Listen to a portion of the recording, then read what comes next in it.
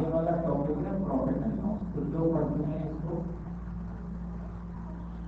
है ना, जो पढ़ चुके हैं उनके लिए रिपीट हो जाएगा। प्रॉफिट एंड लॉस यानी लाभ और हानि, ये परसेंटेज का एप्लीकेशन है। That is called the application of percentage. पहली बात तो ये है कि प्रॉफिट एंड लॉस कोई नया चैप्टर नहीं है। ये परसेंटेज जो आप कैलकुलेट किए, परसेंटेज जो आपने निकाली है उसी का एक्सटेंशन है, उसी को आगे बढ़ाते हैं। और परसेंटेज को आगे बढ़ाएंगे तो साधारण चक्रवर्ती ब्याज हो जाएगी, वो भी परसेंटेज क्या है। तो परसेंटेज ही पढ़ रहे हैं आप, बस नाम अलग कर दिया है। कभी कभी क्या होता है कि जितने भी मुझे है ना, कभी कभी हमें अलग अलग वैरायटी बनानी पड़ती है। जैसे पहले एक ही खोए की मिठाई आती थी जिसे पेड़ा कहते थे। अब दुकानदार अकेले पेड़े करके रखते मुश्किल होगा ना, तो उसने क्या किया, उसके साथ में बहुत सारी चीजें बना करके अलग अलग नाम दे दी, पता नहीं क्या क्या नाम दे। अब दुकानदार के पास आप जाएंगे तो अलग अलग नाम की बहुत सारी चीजें सजा करके रखती है, कभी दुकान के लिए। ऐसे ही किताब में भी केवल परसेंटेज दिया जाए और अलग अलग चैप्टर न बनाए जाए तो किताब बनेगी तो नहीं बन सकती। तो जैसे दुकान को सजाने के लिए डिफरेंट टाइप के शीट्स होते हैं, उसी तरह से किताब को बनाने के लिए डिफरेंट टाइप के चैप्टर होते हैं। आप देखिए कोई अलग नहीं, अलग अलग कोई चीज नहीं होती है। तो लाभ और हानि जो है इसको हम एक वर्ड में कह सकते हैं, that is the application of percentage. पहली बात ये आपसे पूछे लाभ हानि क्या होता है, तो आप इनके साथ ये अंक रखते हैं प्रतिशत का अनुप्रयोग होता है, प्रतिशत का अनुप्रयोग यानी इसका प्रयोग करेंगे और ये प्रयोग होता है कुछ नहीं होता पूरी बात बनाने। लेकिन अब इसमें कुछ वर्ड चेंज हो जाएंगे तो उनका ध्यान रखेंगे। तो पहला वर्ड आ जाएगा इसमें कॉस्ट प्राइस। पहला वर्ड कॉस्ट प्राइस है, जिसे हम क्रय मूल्य के नाम से जानते हैं, है ना, क्रय मूल्य। कॉस्ट प्राइस को क्रय मूल्य कहते हैं। और क्रय का मतलब खरीदना, संस्कृत का बढ़ना। क्रय माने खरीदना होता है, संस्कृत में क्रय कहते हैं, हिंदी में कहते हैं खरीदना। तो खरीदना यानी the price at which any article is purchase, ऐसा मूल्य जिस पर कोई वस्तु खरीदी। और कोई वस्तु खरीदी जाए तो इसको सीपी कहते हैं और सी से हम काम चला लेंगे, सीपी जरूरी। अब सीपी जो जब छोटा ही करना है बहुत छोटा है, अब बड़ी छोटी होती चली जाए, उसके बाद मोबाइल भी छोटे हो जाएंगे, स्मार्ट वॉच आ जाएगी। और स्मार्ट वॉच आ जाएगी, अभी तो एप्पल आया उसमें तो अब आ जाएगा जल्दी। 2016 में आपको मोबाइल की जरूरत नहीं है, केवल वॉच नहीं है और आपके हाथ में लग के आ जाएगा, आपको कुछ नहीं करना है। खो जाए, गिर जाए, बनाना बता झंझट होती है। काम हम ये कह रहे हैं उसको एक ही चीज में सब चीजें हो जाए तो वो ज्यादा ठीक है। तो मैं समझता हूँ 2016 के बाद स्मार्ट जो मोबाइल हम कहते हैं उसकी जगह स्मार्ट वॉच आए और वो सब छोटे करते जाए, लोग छोटा करते हैं और छोटा करेंगे। उसको जो है स्मार्ट वॉच में से निकाल के दीवार पर करेंगे, स्क्रीन बड़ा हो जाएगा, अपने आप बड़ा हो जाएगा, उसी से हम देखेंगे, उसी से समझेंगे। तो BMW में तो आगे से दे दिया है, स्क्रीन से बड़ा है, आगे के ग्लास पर पूरा स्क्रीन है, तो उसमें तो अभी से दे दिया है ना। अभी से जो है जब हम ट्रेन में किलोमीटर को 17 से ग्लास रहेगा, आगे रहता है, ड्राइवर को पता रहता है कि पोजिशन आगे पीछे बगल में क्या सब चीजें बता रहती है। तो अब आगे जो है वर्चुअल स्क्रीन आने की संभावना है। वर्चुअल स्क्रीन का मतलब जहां खड़े हैं वही स्क्रीन बन जाएगा आपको सामने। आगे मुझे लगता है आगे चश्मे में ही आ जाएगा और काफी खत्म हो, और काफी खत्म हो गया तो उसके भी जो है सब समस्याएं खत्म हो जाएंगी। तो ऐसी स्थिति तो मैं यहाँ पर इसलिए कह रहा हूँ कि जब लोग छोटा कर रहे हैं तो हमें भी छोटा कर लेना चाहिए। कॉस्ट प्राइस लिखें, फिर सीपी लिखें, तो सीपी को सी के नाम से डालें, तो कॉस्ट प्राइस को हम क्या कहेंगे, सी के। ऐसे दूसरा जो बात होता है सेलिंग प्राइस। सेलिंग प्राइस का मतलब जिस पर कोई वस्तु बेची जाए, है ना, the price at which any article is sold, इसको विक्रय मूल्य के नाम से जाना जाता है। तो इसको हम विक्रय मूल्य कहते हैं, जिसको हम कहते हैं कि कोई वस्तु जिस पर बेची जाए। सेलिंग प्राइस को एसपी कहते हैं, एसपी को लिखकर के हम केवल एस से काम करें, जहां पर हम एस लिखेंगे, वहाँ पर आपको समझना चाहिए कि रिटर्न भी निकालना है, ठीक है। जहाँ पर सी लिखेंगे उसका मतलब होगा ग्रेजुएट निकालना है। तो दो चीजें नहीं आ रही, परसेंटेज के चक्कर से हटकर के दो चीजें नहीं आती यहाँ पर, कौन सा ग्रेजुएट और वस्तुओं को खरीदा जाता है और बेचा जाता है, वस्तुओं को खरीदा जाता है बेचा जाता है। आजकल वाटर सिस्टम बहुत कम है, वाटर सिस्टम कहते हैं वस्तु के बदले वस्तु पीना, तो उसको वाटर सिस्टम कहते हैं। जैसे ब्लड वाली सिस्टम अभी चल रहा है उस तरह, या ब्लड लेने जाए तो लोग कहते हैं अपना ब्लड दो, काम और एक्सचेंज ब्लड के लिए खाए। तो ब्लड अभी भी वाटर सिस्टम के आधार पर चल रहा है, ब्लड का एक्सचेंज वैसे ही होता है। कभी कभी नहीं मिलता है तो आप खरीद लेते हैं, तो पैसे ज़्यादा लेने पड़ते हैं। लेकिन कोई ब्लड में ये ऐसी संभावना है जब तक आर्टिफिशियल ब्लड नहीं जा रहा है, अब वो भी जब दिया जाएगा तो निकल चुका है। आर्टिफिशियल ब्लड जो है बन चुका है, वो मार्केट में जल्दी आ जाएगा, इसका भी बहुत अच्छी जा है, अभी ज़्यादा है तो वो पॉपुलर नहीं हुआ, आर्टिफिशियल ब्लड बन गया है ना। ये समस्या सॉल्व हो गई है, ब्लड मिलता नहीं था कभी कभी मुश्किल होती थी, लेकिन वो बन गया। तो ब्लड की जो संभावनाएं हैं वो धीरे धीरे खत्म हो जाएंगी। अब देखिए कि ऐसे नहीं होगा। तो एसपी का मतलब होता है एस, तो मैंने एक नाम दिया था वाटर सिस्टम, ध्यान रखें। वाटर सिस्टम का क्या होता है, यहाँ पर खरीद फरोख्त वस्तुओं नहीं होती, करेंसी इन्वॉल्व नहीं होती, मुद्रा नहीं होती, पैसे इन्वॉल्व नहीं होती। आप एक चीज लो दूसरी चीज ले लो। जैसे आपके गाँव में अभी भी ऐसा होता है कि लोग अनाज ले जाते और सब्जियां बस में ले जाते हैं, पैसे नहीं, तो घर में अनाज होते तो अनाज ले जाते, दुकान पे जाते हैं, तो दुकानदार उस अनाज की कीमत देखता है, उस कीमत के अनुसार आपको वस्तु दे देता है। लेकिन वो एक्सचेंज जो वैल्यू है अभी भी ऐसा होता है, तो वहाँ पर अनाज के बदले हम वस्तु ले जाते हैं, तो उसको वाटर सिस्टम कहा है ना। लेकिन यहाँ पर ऐसा नहीं, यहाँ पर आपको जो बताया जा रहा है वो ट्रेबोलिंग का मतलब रुपए में, और ट्रेबोलिंग का मतलब भी रुपए में, रुपए डॉलर पॉइंट कुछ भी है ना, वो कुछ भी हो सकता है, कुल मिलाकर के करेंसी में लिया गया है। अब ये दो चीजें हैं, तो इन दो चीजों में तीन संभावनाएं हो सकती हैं। सी एस के बराबर हो सकता है, या सी एस से छोटा हो सकता है, या सी एस से बड़ा हो सकता है। इसके अलावा हो सकता है, तो तीन ही संभावनाएं इसमें हो सकती है। पहले वाली जो कंडीशन है, इस कंडीशन को कहते हैं नो लॉस नो प्रॉफिट, और नो लॉस नो प्रॉफिट को टेक्निकली बेस कहा जाता है। टेक्निकली बेस का मतलब ब्रेक इवन पॉइंट, इसको ब्रेक इवन पॉइंट कहा जाता है। किसी भी इंडस्ट्री में नो लॉस नो प्रॉफिट हो, इसका मतलब उसकी टोटल खरीद टोटल विक्रय के बराबर है, तो ऐसी कंडीशन को ब्रेक इवन पॉइंट कहा जाता है। अब आप कहेंगे ब्रेक इवन पॉइंट का इतना बड़ा महत्व है, बिल्कुल क्यों, जब कोई इंडस्ट्री लगाई जाती है तो पहले वो 2-3 साल हमेशा लॉस में होगी, पहले दिन से प्रॉफिट नहीं आती, पहले दिन से प्रॉफिट में आ जाए ऐसी कोई इंडस्ट्री नहीं है, सिवाय कोल्ड इंडस्ट्री। कोल्ड इंडस्ट्री छोटी लेवल पर खोली जाए तो वो तो पहले दिन से प्रॉफिट में आ जाए, और दूसरी कोई भी चीज खोली जाए तो उसको कभी 2 साल, कभी 3 साल, कभी 8-8 साल लग जाए, तब वो ब्रेक इवन में आता है। ब्रेक इवन का मतलब उस कंडीशन के बाद उसमें नो लॉस नो प्रॉफिट आता है, उसके बाद प्रॉफिट बढ़ना शुरू हो जाता है, तो धीरे धीरे प्रॉफिट बढ़ना शुरू हो जाता है, क्योंकि जब कोई बड़ी बड़ी इंडस्ट्री लगाई जाती है तब ऐसा ही होता है। तो ब्रेक इवन पॉइंट का मतलब होता है क्रय मूल्य किसके बराबर हो, विक्रय मूल्य के, इसको कहते हैं न लाभ और न हानि, न इसको लाभ कहा जाता है और न हानि कहा जाता है। ऐसी कंडीशन को बैक कहा जाता है। बैक का मतलब ब्रेक इवन पॉइंट है ना, ब्रेक इवन पॉइंट को बैक के नाम से जानते हैं, बैक कहते हैं।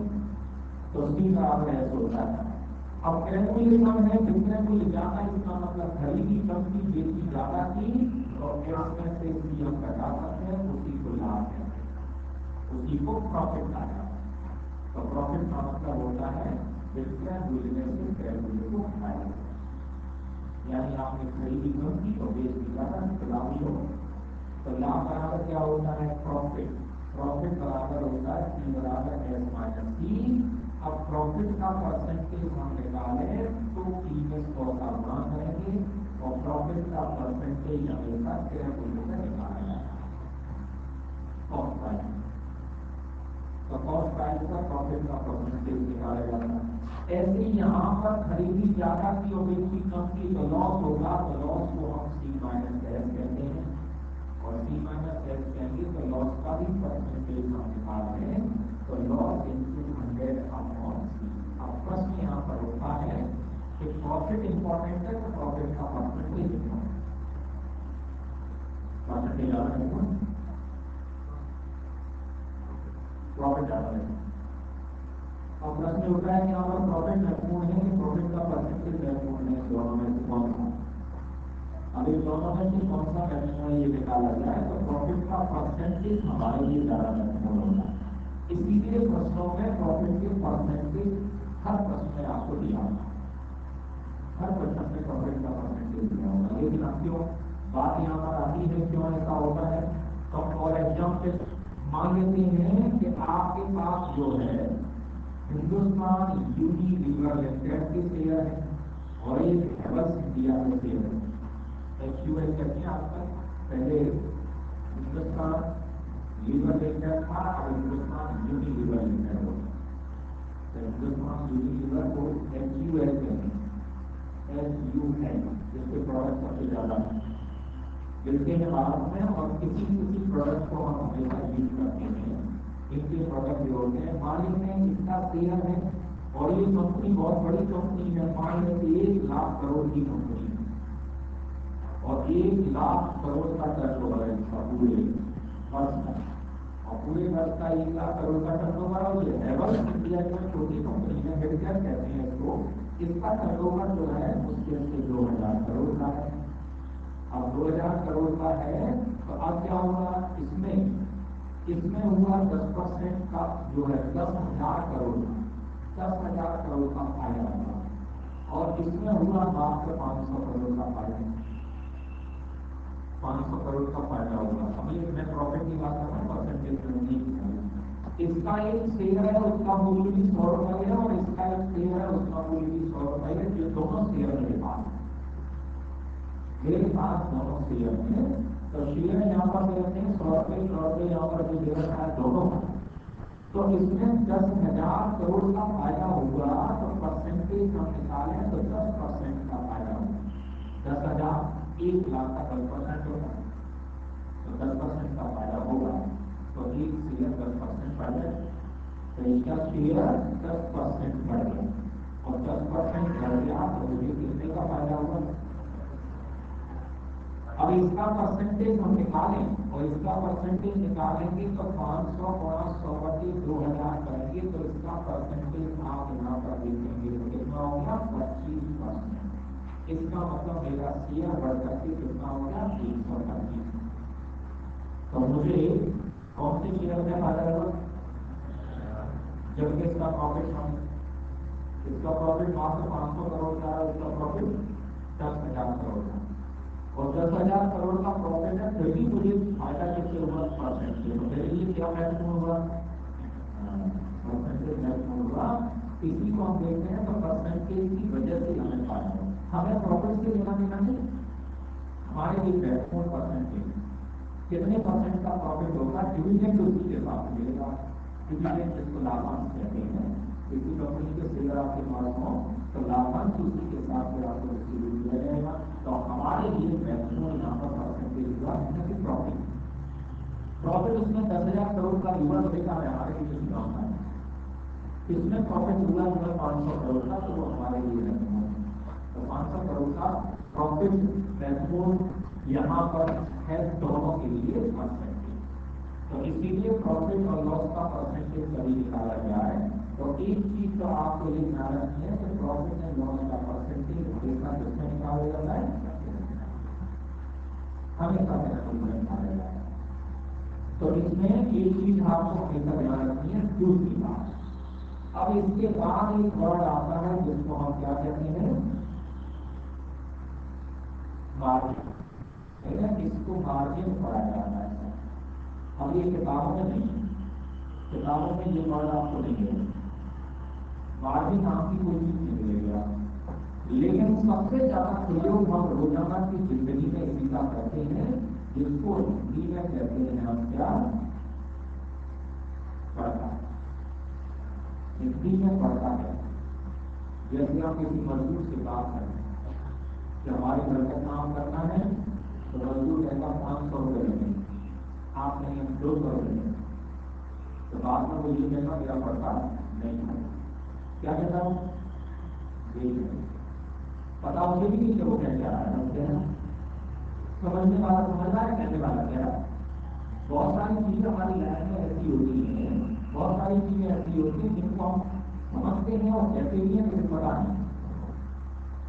तो बहुत सारी चीजें हमारी लाइफ में ऐसी होती है, तो वो यही कहता है क्या पढ़ना नहीं खाएगा, पढ़ना नहीं खाएगा। कुछ जो पढ़ना वो पढ़ना कह देते हैं, है ना, वो भी गलत है। तो कुछ लोग क्या कहेंगे, कुछ लोग इसको कहेंगे कि मेरा पढ़ता इसमें नहीं खाएगा, मतलब मेरा पढ़ना नहीं खाएगा। कुछ लोग ऐसे। तो अब क्या होगा, दुकानदार से आप कोई किताब लेने जा रहे हैं और आप बाहर नहीं खाए, तो अंत में दुकानदार कहेगा कि आप मार्केट नहीं है, इसलिए तो किसी दूसरी दुकान से ले लो, हमें लेना है। तो वो बात में क्या कहता है, 150 मार्जिन, वो मार्जिन की बात है, वो मार्जिन की बात करता है, प्रॉफिट की कोई बात नहीं करता। कोई भी दुकानदार प्रॉफिट की बात नहीं करता। आप किसी के पास जाएं और उससे बातचीत करें और वो बाद में कहता मेरा प्रॉफिट नहीं मिलता, ऐसा वर्ड कभी नहीं आएगा। हमेशा फंक्शन बढ़ जाता है, हमारा नहीं बताया भाई प्रॉफिट नहीं मिलता, फिर हमारे खत्म हो। तो हमारी जिंदगी में सबसे ज्यादा इसका प्रयोग होता है और किताबों में ये किया बड़ी दूसरी बात। अब ये नहीं किया तो आपको भी समझना पड़ेगा भाई, किताबों में नहीं किया है, सीधे किताबी भाषा और हमारी जिंदगी की जो है क्रियाकलाप में जुड़ी हुई है। इसलिए भारत की शिक्षा प्रणाली की सीमांत ये एक सबसे बड़ी बात है। और ये कई लोग कह चुके हैं कि हमारे पुराने यूनिवर्सिटी के जो कोर्स है वो फिजूल है, वो किसी काम में। कई लोग इसकी डिमांड कर चुके हैं, लेकिन इसका जो है रिफॉर्म अभी शुरू की है। यूनिवर्सिटी में हम सोशियोलॉजी पढ़ रहे हैं, जिसका कोई पढ़ता है। यूनिवर्सिटी में हम पॉलिटिकल साइंस पढ़ रहे हैं और उसमें पढ़ रहे हैं और लॉ रूसो का सिद्धांत क्या था। अरे जब था तो बेकार है किसी नाम का, मतलब उसमें जो है 90% टीचर और 100% स्टूडेंट आपको बताएंगे इसका। तो ये कई जो है जिसने आपने अगर भारत के लिए तो भारत है वो कई बार इसकी डिमांड कर रहे हैं कि यूनिवर्सिटी का कोर्स बदलो, यूनिवर्सिटी की पढ़ाई बदलो, जो आज की पढ़ाई में जरूरी है उसको लाओ, अभी नहीं ला पा रहे हैं। एक तो यही है जरूरी है भारत की जितनी यूनिवर्सिटी उनका कोर्स नहीं होना चाहिए, वही नहीं है। बदलने की बात छोड़ो तो एक तो हुए, अभी एक नहीं हुए, अभी तक जो है हम वही पढ़ते चले जा रहे हैं जिनका कोई मतलब नहीं। आप जो पढ़ती हैं उसका उपयोग कितना जीवन में करते हैं आपको जानते हो। आपकी कोई पढ़ाई आपके जीवन में काम आती है, आपको पढ़ना चाहिए कि इंटरनेट क्या होता है, उसका उपयोग क्या होता है। आपको पता चाहिए इलेक्ट्रॉनिक्स के कौन से गैजेट नए आ रहे हैं, उसका उपयोग क्या कर सकते हैं। ये सब चीजें जो टेक्नोलॉजी को पढ़नी चाहिए, इसका काम आप जीवन में कैसे काम करेंगे जिससे अपने जीवन को अच्छा बना पाए होगा। इकोनॉमिक्स के सिद्धांत पढ़ने के लिए वो नहीं तो कहाँ है। और इकोनॉमिक्स पढ़ाई की जाती है कॉलेज में, तो किसी काम की नहीं होती। आप उसको पढ़ने के तौर पागल हो जाएंगे, ये सब पता ही नहीं है। तो ये सब चीजें मैं इसलिए कह रहा हूँ क्योंकि यहाँ पर एक वर्ड आया होता है जो हम पढ़ रहे हैं वो बेसिकली उसमें नहीं किया है, लेकिन अब इस मार्जिन को हम समझेंगे ये होता है। तो अब ये कह सकते हैं मार्जिन प्रॉफिट का एक दूसरा नाम है, लाभ का दूसरा नाम है। लेकिन ऐसा लाभ जिसका प्रतिशत विक्रय मूल्य पर निकाला जाए, क्रय मूल्य में नहीं, विक्रय उसको मार्जिन परसेंटेज कहा जाता है, उसी को मार्जिन कहा जाता है। तो आप ये नोट कर सकते हैं कि लाभ ऐसा लाभ जिसको विक्रय मूल्य के सापेक्ष पढ़ा जाए उसको मार्जिन कहते हैं। ऐसा लाभ जो विक्रय मूल्य के सापेक्ष पढ़ा जाए दैट इज कॉल्ड मार्जिन। इसको स्मॉल एम से डिनोट करते हैं। तो मार्जिन का परसेंटेज, मार्जिन और लाभ एक ही, रुपए में देखा जाए तो दोनों का मतलब एक ही, लेकिन परसेंटेज दोनों का बदल जाता है। क्यों बदल जाता है? क्योंकि मार्जिन विक्रय मूल्य में निकाला जाता है और प्रॉफिट किसमें निकाला जाता है। तो परसेंटेज दोनों का अलग अलग होता है, लेकिन रुपए में वैल्यू दोनों की समान। तो लाभ आपको 20 रुपए का हुआ तो मार्जिन भी कितना होगा, है ना। तो लाभ और मार्जिन का मतलब एक ही होता है, लेकिन इन दोनों की परसेंटेज अलग है। क्योंकि मार्जिन हमेशा विचलन के सापेक्ष कहा जाता है और प्रॉफिट हमेशा ग्रेजुएट के सापेक्ष। इसकी तुलना में मार्जिन का प्रयोग करते हैं। प्रॉफिट का प्रयोग वो लोग करते हैं जो प्रोडक्ट को मैन्युफैक्चर करते हैं, मैन्युफैक्चर करेंगे उनके लिए प्रॉफिट आएगा। लेकिन जो व्यक्ति प्रोडक्ट को बेचेगा उसके लिए हमेशा मार्जिन है। और हम यहाँ पर खरीद फरोख्त की बात कर रहे हैं, मतलब खरीदने और बेचने की बात कर रहे हैं, इसलिए मार्जिन इसमें आना चाहिए, लेकिन लोग ने ऐसा नहीं किया। और बड़े तारीफ क्या है, किसी को क्या नहीं चाहिए, बड़ी चीज की बात। आप मैथ की कोई भी बुक ले लेना है तो मार्जिन नाम का कोई शब्द नहीं मिलेगा। सबसे कम किसी को नाम बता देना चाहिए ना मार्जिन क्या होगा। तो मार्जिन जो है ये बस इकोनॉमिक्स में परिभाषित किया है और तो आप मार्जिन समझिए। मार्जिन का मतलब क्या है, मार्जिन का मतलब एक तरह का प्रॉफिट जो विक्रय मूल्य के सापेक्ष लिखा जाए। ठीक, अब आगे इसमें वर्ड आता है जिसको हम क्या कहते हैं, एमआरपी।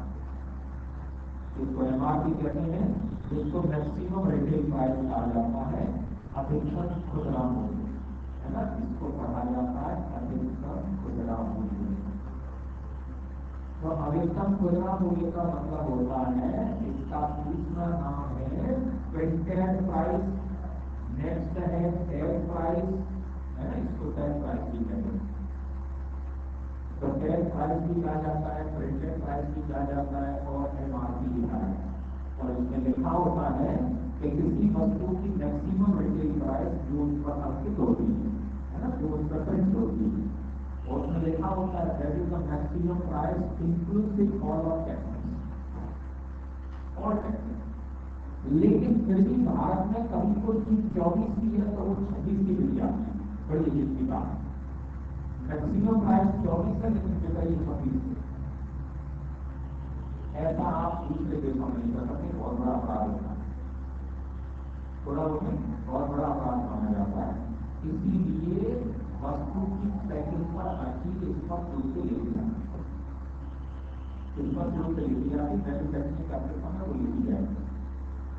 और अब क्या हुआ है, अब गवर्नमेंट क्या कर रही है कि जो एक्साइज है वो एमआरपी पर लगाने की कोशिश कर रही है। जीएसटी तो हो जाए, और जीएसटी हो जाए तो वो प्राइस एमआरपी पे लगे, तो इसीलिए फिर आपको परेशानी नहीं होगी। तो मोबाइल का लिखा 10,000 रुपये और आगा 4,000 का फिर नहीं मिलेगा, फिर नहीं है, क्योंकि एक्साइज इसका देना पड़ेगा। तो फिर 1% की जरूरत नहीं है। तो इससे जो है क्या हो जाएगा, बहुत सारे लोग बच जाएंगे। नहीं तो क्या होता है, कोई ले आता है 4,000 का, तो कोई ला रहा है 9,000 का, तो कोई ला रहा है 8,000 का। जो 8,000 का ला रहा है वो अपने आप को फिर कोर्ट में शुरू कर देता है, कनेक्ट करके क्या करेंगे हम लोग, क्योंकि भारत में इसकी कमी है। और भारत में इसकी कमी है कि इसमें हमारा जो एक्साइज ड्यूटी लगता है वो मैन्युफैक्चरिंग कॉस्ट का लगता है, ड्यूटी लगता है, एमआरपी को लगता है। तो जो पहले एमआरपी लगा सकती है, एमआरपी इतनी होगी किस पर टैक्स होगा, तो एमआरपी अपने आप कंप्लीट है, क्योंकि टैक्स ज़्यादा है। अब इतना करने के तो टैक्स कितना बढ़ जाएगा आप समझ सकते हैं। तो फिर क्या हो जाएगा, फिर वो वस्तु आपको प्रिंटेड प्राइस में मिलेगी, तो आपके कभी भी कोई परेशानी नहीं, ये तो बड़ी मुश्किल पैदा हो जाती है। तो ये भारत में कमी है कि हमारी टेक्सटाइल ड्यूटी जैसे उत्पाद कर कहते हैं वो एमआरपी का नहीं है, इसी वजह से ऐसी दिक्कत होती है। अब इसमें गवर्नमेंट ने वैट की सिस्टम को निकाल लिया था, है ना। वैट की इसी वजह से लगाया गया था, वैट की इसी वजह से लगाया था जिससे वैल्यू एडेड टैक्स कहते हैं। क्यों, पहले लोग क्या करते थे, पहले लोग जो है फैक्ट्री से टैक्स पे किया करते, माल बेचते थे एक बार में और उसको लिखते थे टैक्स पे, ऐसे लिखते। तो आगे क्या होता था, आगे कोई टैक्स नहीं लगता था, और जो टैक्स पेड माल है वो जानबूझ के अंडर ब्रेक करते थे, अंडर ब्रेक। वस्तु मालिक ने 4,000 की और ब्रेक काट दिया उसका 25,000, तो टैक्स उसी पर रहेगा और वो टैक्स गवर्नमेंट को दे दिया जाता है। अब वो 1,500 रुपये का जो टैक्स बनता है उसको जो है लोग चोरी करना कहते थे, इससे बचा लिया है तो गवर्नमेंट को भी परेशानी। तो अब क्या किया, गवर्नमेंट ने कह दिया कि अच्छा तुम कितने का भी टैक्स काटो। अब आपने 2500 का टैक्स काट दिया, लेकिन दूसरे आदमी ने वो 4,000 का बेचा, तो जो यहाँ पर वैल्यू बढ़ गई कितनी, 1,500, किस पर टैक्स दो, इसी को कहते हैं value added tax. Value added का मतलब प्रोडक्ट की वैल्यू बढ़ी तो उसका टैक्स हर स्टेज पे दिया जाए, हर स्टेज पे टैक्स। तो ये व्यक्ति दे रहा था 2,500 का, तो ये व्यक्ति कितने में दे रहा है 1500। अब इसने बेची दूसरे ने 5,000 की, तो कितनी बढ़ गई 1,000। अब उस पर टैक्स। इसने बेची आगे 8,000 की, तो कितना बढ़ गया, तो इस पर टैक्स। हर एक पर टैक्स आ रहा है, तो गवर्नमेंट का टैक्स और बढ़ता चला और बढ़ता चला गया। इसी को कहते हैं वैल्यू एडेड टैक्स। लेकिन इसमें समस्या, परेशानी किसके लिए पैदा होगी, परेशानी पैदा होगी यहाँ पर जो आगे वाले पाए हैं हमसे। क्या होगी, इसको टैक्स देना पड़ता है पूरे पर, और ये जो टैक्स के पैसे हैं ये इसके रिफंड होते हैं बाद में। और गवर्नमेंट के पास एक बार पैसा चला जाए और फिर रिफंड हो कोई आसान करे, ये परेशान, इससे कोई बड़ी परेशान। वो कह रहे हैं कि टैक्स हमें देना चाहिए इस पर, और देना किसमें पड़ रहा है, इस पर देना पड़ रहा है। तो इसका पूरा टैक्स जमा हो जाता है फिर रिफंड आता है। तो इससे कागजी कार्रवाई बहुत ज्यादा बढ़ी, और इससे बहुत ज्यादा बढ़ी है। तो किसान इससे बिजनेसमैन परेशान, वो व्यापार में चक्कर ज्यादा लगा, और ये बड़ी समस्या है। तो इन सबके लिए क्या किया है, इन सबके लिए एक पॉलिसी ये बनी है कि इन सबकी जगह एक टैक्स लगा दिया जाए जिसको ट्रांजेक्शन टैक्स। अब आप इनके ट्रांजेक्शन टैक्स क्या हो, आपके बैंक से कोई चेक पास हुआ मान लो 2 लाख, तो 2 लाख का टैक्स बैंक अपने आप आते में होना। ना आपको टैक्स जमा करने जाना है, ना आपको कुछ करना है, ना आपको हिसाब देना है, ना रिटर्न देना है, ना कुछ। बाकी खत्म होगी, उसमें व्यापारी बढ़ाते हैं। और बैंक जो है, बैंक का काम बढ़ गया तो वो अपने आप टैक्स बैठ जाएगा और गवर्नमेंट को टैक्स बहुत ज्यादा मिलेगा। इस पर सबसे ज्यादा विचार किया जा रहा है जिससे व्यापारी एकदम फ्री हो, क्योंकि व्यापारी अपना व्यापार करेगा ये बात है। बस ये ट्रांजेक्शन टैक्स हो गया काम करना, न इनकम टैक्स, एक्साइज टैक्स, न वैट, न फलाने, कोई कुछ नहीं।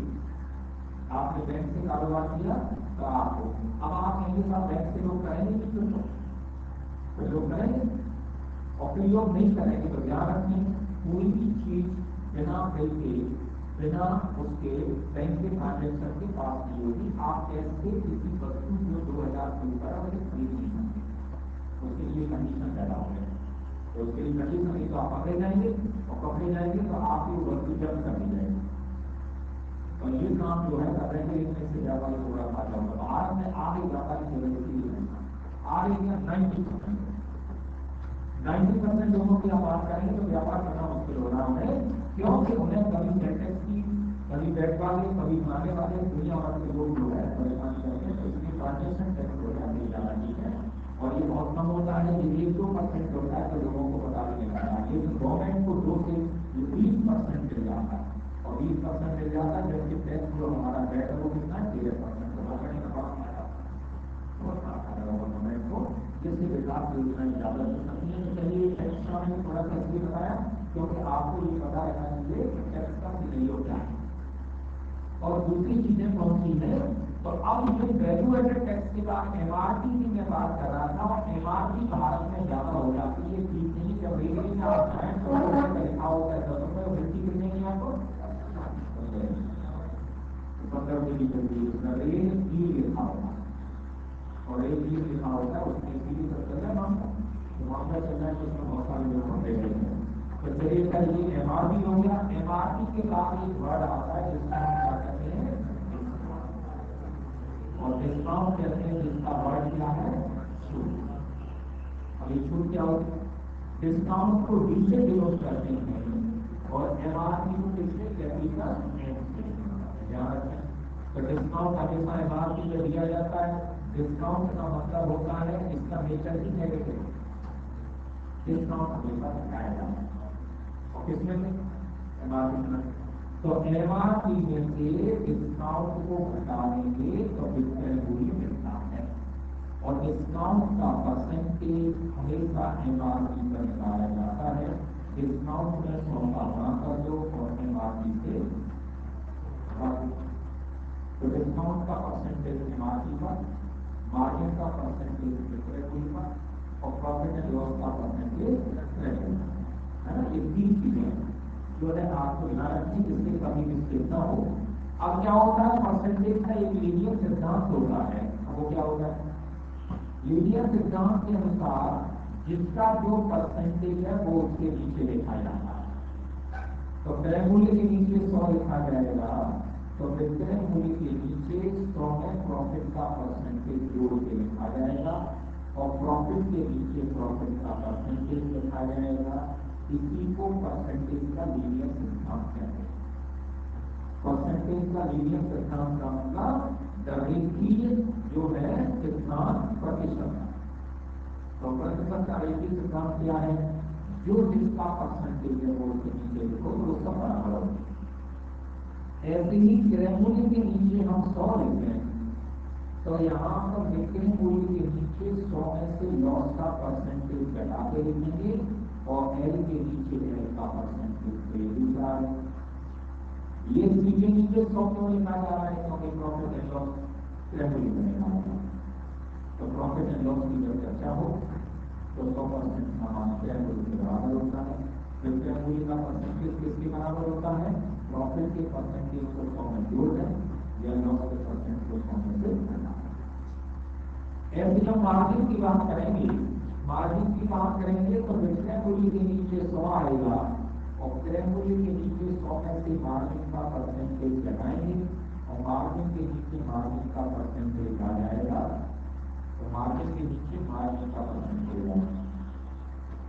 और ऐसे ही हम यहाँ पर एमआरपी लिखेंगे, तो एमआरपी के नीचे 100 आएगा, और विक्रय मूल्य के नीचे और 100 में से डिस्काउंट का परसेंटेज घटा देंगे, और डिस्काउंट के नीचे डिस्काउंट का परसेंटेज आएगा।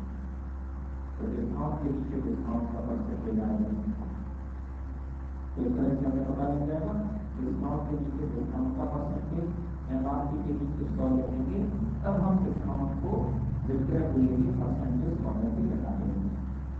इसी को हम कहते हैं, बस ये जो फॉर्मूले हैं, और प्रॉफिट एंड लॉस में कोई फॉर्मूला हमें उपयोग नहीं करना है। फॉर्मूला भी नहीं है, एक सिद्धांत है। अब हमें इतना पता होना चाहिए कि जिसका जो परसेंटेज होता है वो उसके नीचे लिखा है। तो इसके क्वेश्चन हम शुरू करेंगे नेक्स्ट टाइम, क्योंकि इसकी थ्योरी है ना, क्वेश्चन याद रखना चाहिए।